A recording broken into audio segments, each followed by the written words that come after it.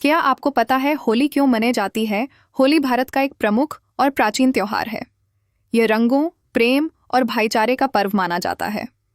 होली मनाने के पीछे एक प्रसिद्ध पौराणिक कथा जुड़ी है, जो हमें सच्चाई की जीत और बुराई के अंत का संदेश देती है।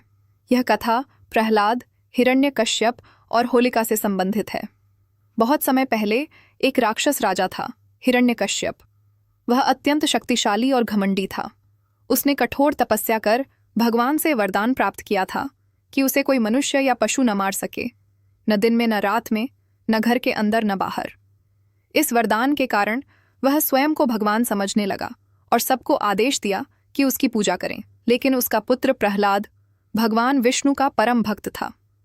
वह हर समय विष्णु भगवान का नाम जपता रहता था। यह बात हिरण्यकश्यप को बिल्कुल पसंद नहीं थी।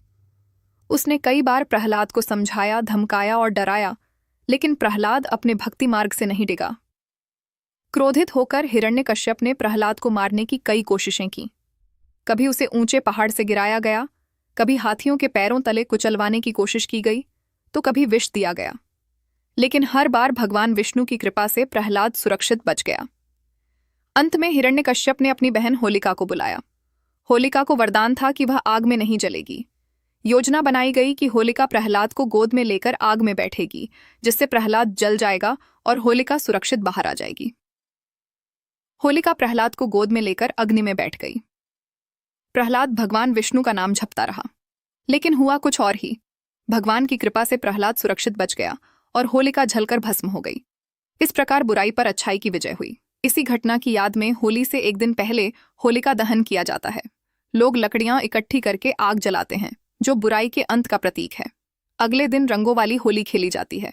लोग एक दूसरे को रंग लगाते हैं, गले मिलते हैं और मिठाइयां बांटते हैं। होली हमें यह सिखाती है कि चाहे बुराई कितनी भी शक्तिशाली क्यों न हो, अंत में जीत सच्चाई और भक्ति की ही होती है। यह त्योहार प्रेम, एकता और नई शुरुआत का संदेश देता है।